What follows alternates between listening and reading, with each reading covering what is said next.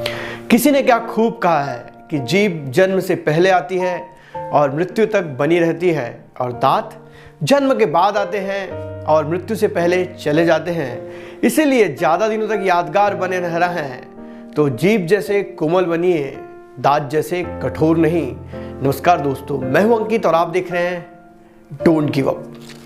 आज छोटी सी कहानी आपको सुनाता हूं। एक बार गौतम बुद्ध अपने शिष्यों के साथ विचरण कर रहे थे।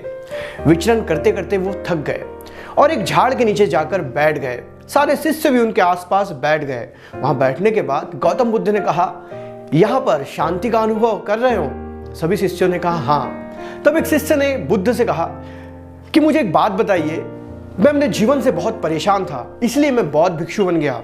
ये दुख होता क्या है और क्यों होता है? तब गौतम बुद्ध ने उस शिष्य से कहा कि मैं तुम लोगों को एक कहानी बताता हूं, जिस कहानी के द्वारा तुम भी और बाकी सब भी समझ जाएंगे कि दुख होता क्या है। एक शहर में एक सेठ रहा करते थे। जो सेठ बहुत धनवान थे और उनका व्यापार भी बहुत अच्छा चला करता था, और वो नगर नगर घुमा करते थे सामान को खरीदने के लिए। एक बार वे ऐसे ही कुछ व्यापार के सिलसिले में एक नगर में जाते हैं और नगर में अपना काम करने के बाद वो मार्केट में घूमने लगते हैं। घूमते घूमते वो एक दुकान में जाते हैं जहां उन्हें एक बहुत ही सुंदर चीज दिखती है। एक सुंदर तोहफा दिखता है जो बहुत महंगा रहता है, और वो व्यापारी उसे खरीद लेते हैं और उस तोहफे को लेकर अपने घर आते हैं और अपने घर में उसको सजावट के स्थान पर रख देते हैं। सेठ जी के पास एक नौकर होता है।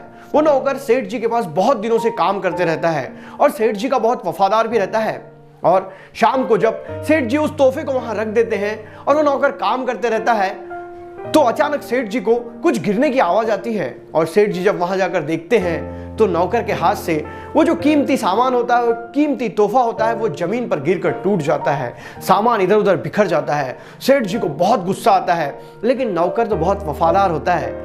सेठ जी उस नौकर से कुछ कह नहीं पाते, लेकिन मन ही मन उनको बहुत गुस्सा आते रहता है। शाम को ना वो ढंग से खाना खा पाते हैं और उनका निरंतर उनके मन में एक ही विचार चलते रहता है कि इतना महंगा तोहफा मैं लेके आया और इस नौकर ने उसे तोड़ दिया। और जब वो सोने के लिए अपने बिस्तर पे जाते हैं तो उन्हें नींद भी नहीं आती और वो अपने बिस्तर से उठकर टहलने लगते हैं। वो नौकर जो कि उनके घर में ही रहता है, वो नौकर मस्त आराम से घर्राटे लेकर सोते रहता है। ये देख सेठ जी को और गुस्सा आता है कि मैंने इतना महंगा तोहफा लाया और इसने तोड़ दिया और ये बिंदास होकर सोया है। तब सुबह सुबह सेठ जी के दिमाग में एक आइडिया आता है। सुबह उठने के बाद सेठ जी नौकर को अपने पास बुलाते हैं और उसे बताते हैं, तुम जानते हो वो जो तोहफा मैंने लाया था वो किसके लिए लाया था? नौकर कहता है, नहीं, वो मैं तुम्हारे लिए लाया था। तुम इतने दिनों से मेरे पास काम कर रहे हो, मैंने सोचा एक बहुत सुंदर तोहफा मैं तुम्हें दूं, लेकिन तुमने तो उसे तोड़कर खराब कर दिया। ये सुनने के बाद उन नौकर को बहुत टेंशन होने लगी। उसे बहुत पश्चाताप होने लगा कि मैंने ये क्या कर दिया। सेठ जी मेरे लिए इतना सुंदर तोहफा लाए थे और वो तोहफा मैंने तोड़ दिया। और उस दिन रात में सेठ जी तो आराम से सोए, लेकिन वो नौकर सो ना पाया।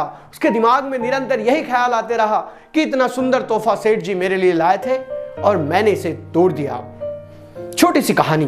गौतम बुद्ध ने अपने शिष्यों से पूछा, अब बताओ दुख क्या है? तो एक शिष्य ने कहा, दुख एक विचार है। गौतम बुद्ध ने कहा, जी हाँ, दुख एक विचार है। उस विचार को जब तुम अपने आप से जोड़ लेते हो तो तुम दुखी हो जाते हो। किसी भी चीज में, किसी भी वस्तु से, किसी भी रिश्ते से जब तुम जुड़ जाते हो और उसके साथ कुछ अहित हो जाता है तो तुम दुखी हो जाते हो। इसीलिए जिंदगी में हमेशा ये बात ध्यान रखनी चाहिए कि इस दुनिया में होने वाली हर चीज टेम्पररी होती है, जो निरंतर टिकी नहीं रहती। आज अगर दुख है तो कल सुख भी आता है, और यही दुख का एकमात्र कारण है कि हम किसी भी चीज से, किसी भी रिश्ते से अपने आप को जोड़ लेते हैं। इसलिए जब भी जिंदगी में दुख आए तो इस बात को अपने दिमाग में रखिए कि ये टेम्पररी है, ये निरंतर नहीं रहेगा और ये दुख भी आपके जीवन से चला जाएगा। दोस्तों, छोटी सी कहानी अगर अच्छी लगी है तो वीडियो को लाइक करें। मैं रोज इस चैनल पे एक नई कहानी के साथ आता हूं। तब तक के लिए अलविदा, जय हिंद, वंदे मातरम।